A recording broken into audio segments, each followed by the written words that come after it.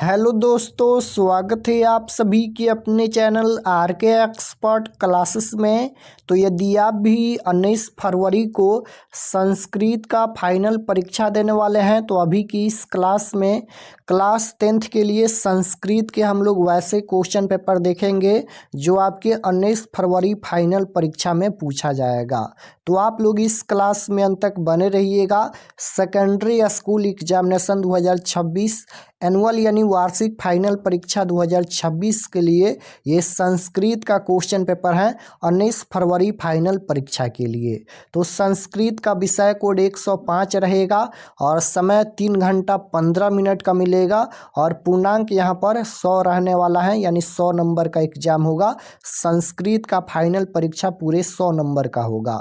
तो सबसे पहले पेपर में खंड अ मिलेगा। खंड अ में आपसे वस्तुनिष्ठ प्रश्न यानी ऑब्जेक्टिव क्वेश्चन पूछा जाएगा। 1 से लेकर 100 तक ऑब्जेक्टिव क्वेश्चन पूछा जाएगा। इनमें से किन्हीं 50 प्रश्नों का उत्तर देना है परीक्षा में। तो आइए पहला नंबर क्वेश्चन देखते हैं। फर्स्ट क्वेश्चन यहाँ पर पूछा गया है। पहला नंबर क्वेश्चन है कि पटना नगर की पालिका देवी कौन है। बताना है कि पटना नगर की पालिका देवी कौन है। तो याद रखिएगा, पटना नगर की पालिका देवी पटन देवी है। Right answer option number C हो जाएगा। पटना नगर की पालिका देवी कौन है, तो पटन देवी। पटना किस नदी के किनारे स्थित है, तो याद रखिएगा गंगा नदी के किनारे स्थित है। क्वेश्चन नंबर 2 पूछा गया है कि कौमुदी महोत्सव किस ऋतु में मनाया जाता था। कौमुदी महोत्सव ये किस ऋतु में मनाया जाता था, तो इसका राइट आंसर याद रखिएगा शरद ऋतु में। Right answer option number D हो जाएगा। 3 नंबर क्वेश्चन है एशिया महादेश का सबसे बड़ा सेतु कौन है। एशिया महादेश का सबसे बड़ा सेतु पूछा गया है। तो याद रखिएगा एशिया महादेश का सबसे बड़ा सेतु गांधी सेतु है। Right answer option number C हो जाएगा गांधी सेतु। क्वेश्चन नंबर 4 यहाँ पर पूछा गया है यूनान का राजदूत कौन था। तो यूनान का राजदूत कौन था, तो याद रखिएगा मेगास्थनीज।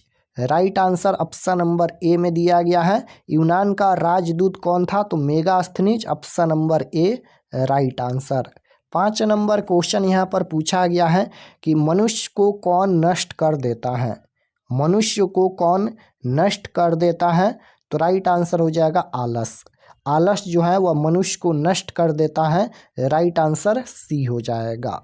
क्वेश्चन नंबर 6 पूछा गया है कि आलस कथा अंतर्गत मिथिला में कौन मंत्री थे।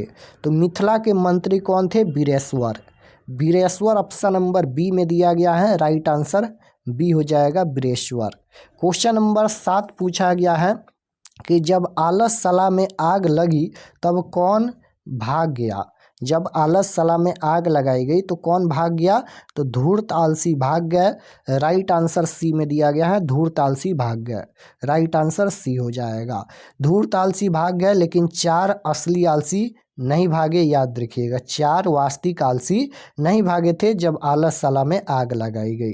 और आलसला में आग क्यों लगाई गई, तो आलसियों की परीक्षा लेने के लिए आलसला में आग लगाई गई। आलसला में आग कब लगाई गई, तो जब सब सो रहे थे तब आलसला में आग लगाई गई। क्वेश्चन नंबर 8 है कि मैत्रेय का वर्णन किस उपनिषद में मिलता है। तो मैत्रेय का वर्णन यह किस उपनिषद में मिलता है, तो राइट आंसर हो जाएगा Brihadaranyaka Upanishad. Option number D right answer. Question number 9 पूछा गया है कि विजय भट्टारिका किसकी पत्नी थी। बताना है कि विजय भट्टारिका किसकी पत्नी थी, तो राइट आंसर हो जाएगा चंद्रदित्य की। Option number A right answer. Atharvaveda में कितनी महिलाओं का वर्ण है। अर्थवेद में कितनी महिलाओं का वर्ण है, तो राइट आंसर हो जाएगा 5। Option number B. Question number 11 यहाँ पर पूछा गया है कि विजयनगरा का समय क्या है, तो राइट आंसर हो जाएगा 8वीं सदी। Option number A right answer हो जाएगा 8वीं सदी। क्वेश्चन नंबर 12 पूछा गया है कि अंत्येष्टि संस्कार कब होता है। तो अंत्येष्टि संस्कार कब होता है, तो राइट आंसर याद रखिएगा मरणोपरांत। Option number A right answer. गोदान किस संस्कार का मुख्य कर्म है। गोदान किस संस्कार का मुख्य कर्म है, तो राइट आंसर हो जाएगा यहाँ पर गोदान किस संस्कार का मुख्य क्रम है? अक्षरांभ हो जाएगा, option number C right answer. Question number 14 पूछा गया है कि भारतीय जीवन में किस काल से संस्कारों का महत्व चला आ रहा है? तो भारतीय जीवन में किस काल से संस्कारों का महत्व चला आ रहा है? तो राइट आंसर हो जाएगा प्राचीन काल से, option number C right answer हो जाएगा प्राचीन काल से। 15 नंबर क्वेश्चन है, लक्ष्मी किस प्रकार के व्यक्ति के पास आती है? तो लक्ष्मी किस प्रकार के व्यक्ति के पास आती हैं? तो राइट आंसर हो जाएगा उद्योगी के पास, option number D right answer. Question number 16 यहाँ पर पूछा गया है कि भीखन टोला किस प्रांत में है? तो भीखन टोला ये किस प्रांत में है? तो बिहार में है, राइट आंसर ऑप्शन नंबर ए हो जाएगा। भीखन टोला ये किस राज्य में स्थित है? बिहार में। क्वेश्चन नंबर 17 है कि राम प्रवेश राम ने किस परीक्षा में विश्वविद्यालय में प्रथम स्थान प्राप्त किया था? बताना है कि राम प्रवेश राम ने किस परीक्षा में विश्वविद्यालय में प्रथम स्थान प्राप्त किया था? तो राइट आंसर हो जाएगा यहाँ पर केंद्रीय लोक सेवा की परीक्षा में, option number D right answer हो जाएगा केंद्रीय लोक सेवा की परीक्षा में। क्वेश्चन नंबर 18 पूछा गया है, स्वामी दयानंद का जन्म कब हुआ था? तो स्वामी दयानंद का जन्म कब हुआ था? तो 1824 ईस्वी में स्वामी दयानंद का जन्म हुआ था। और जन्म कहाँ हुआ था? गुजरात के टंकारा ग्राम में स्वामी दयानंद का जन्म हुआ था 1824 ईस्वी में। राइट आंसर सी हो जाएगा 1824 ईस्वी में। स्वामी दयानंद के बचपन का नाम क्या था?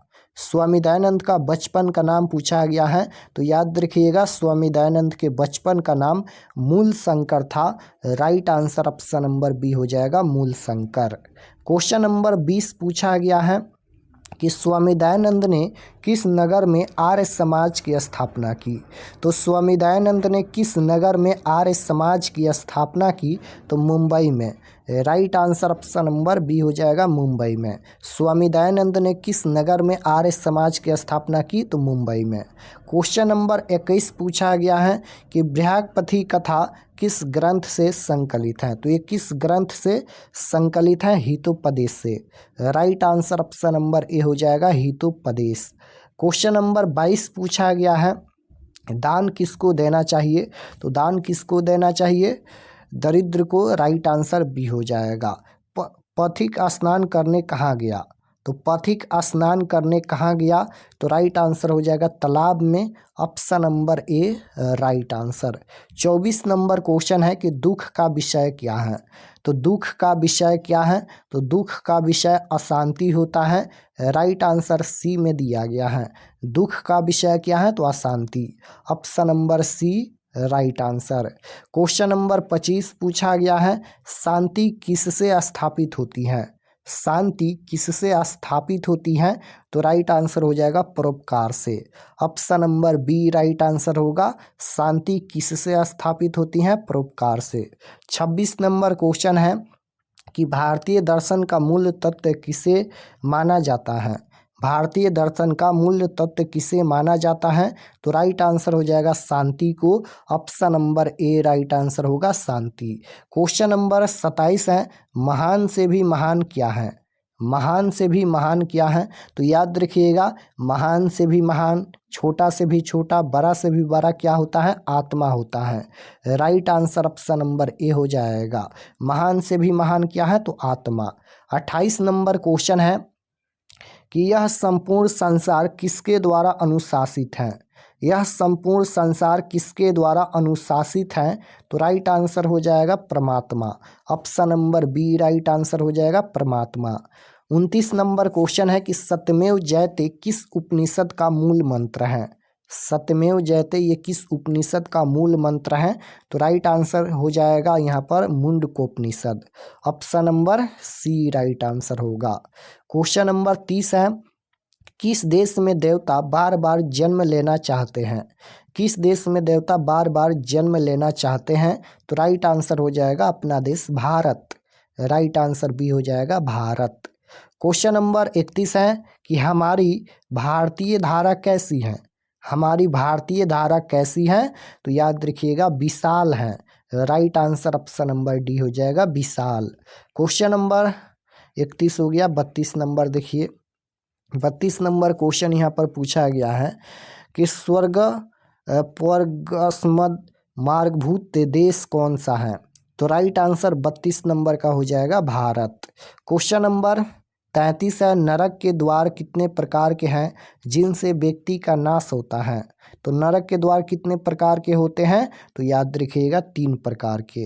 प्रियवादी पुरुष कैसे होते हैं, प्रियवादी पुरुष कैसे होते हैं, तो राइट आंसर हो जाएगा दुर्लभ।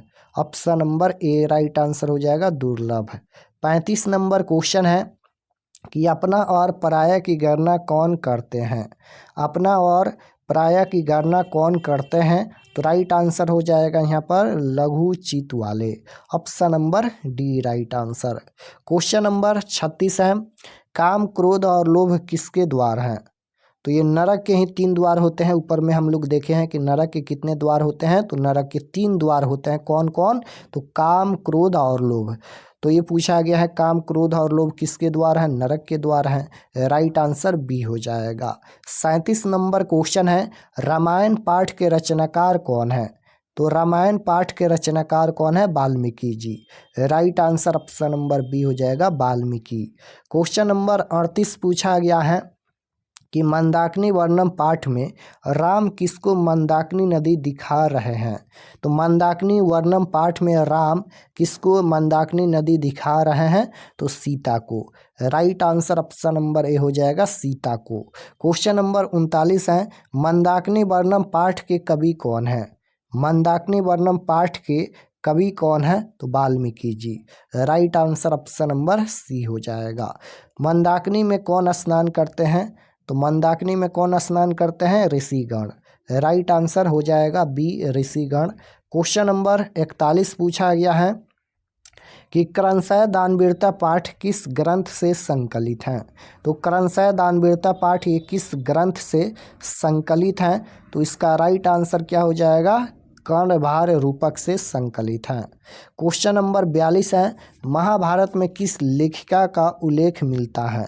तो महाभारत में किस लेखिका का उल्लेख मिलता है, तो राइट आंसर हो जाएगा यहाँ पर सुलभ है। सुलभ का option number C right answer. 43 number question है कि कर्ण किस देश का राजा था, तो अंग देश का राजा था। राइट आंसर ए हो जाएगा। 44 नंबर क्वेश्चन है, अर्जुन किसके पक्ष से युद्ध लड़ रहा था। अर्जुन किसके पक्ष से युद्ध लड़ रहा था, तो राइट आंसर हो जाएगा Pandav. Option number B. Aryabhata. Question number 45 है कि आर्यभट्टियम किसकी रचना है। तो राइट आंसर क्या हो जाएगा, आर्यभट्टियम किसकी रचना है, तो बिल्कुल इसका राइट आंसर हो जाएगा आर्यभट्ट की रचना है।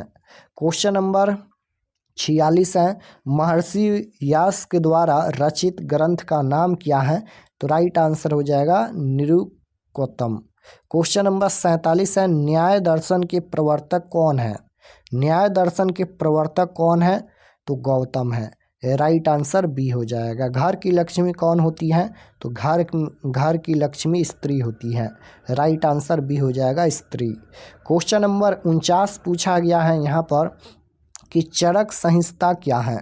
चरक संहिता क्या है, तो राइट आंसर हो जाएगा आयुर्वेद शास्त्र। Option number A right answer. 50 number question है, कर्मकांड के रचनाकार कौन है। तो कर्मकांड के रचनाकार कौन है, कर्मकांड के रचनाकार भी गौतम है। राइट आंसर बी हो जाएगा गौतम। तो यहाँ पर हम लोग संस्कृत के 50 क्वेश्चन देखे हैं। आप लोग कमेंट में बताइए कि आपका कितना क्वेश्चन सही हुआ। और अगर आप लोग चैनल पर नए होंगे तो चैनल को ज़रूर सब्सक्राइब कर लेना, ताकि आने वाले नेक्स्ट क्लास आपके पास ज़रूर पहुँचे। और आप लोग से रिक्वेस्ट है कि आप लोग सभी क्लास को ज़रूर ज्वाइन कीजिए, क्योंकि परीक्षा का समय बहुत ही कम बचा है और हम वही क्वेश्चन पढ़ाएंगे जो आपकी परीक्षा में 100% पूछा जाएगा। तो आप लोग सभी क्लास को ज़रूर ज्वाइन कीजिए, क्लास को शेयर कीजिए। मिलते हैं नेक्स्ट क्लास में, तब तक अपना स्टडी कीजिए। आप सभी को धन्यवाद।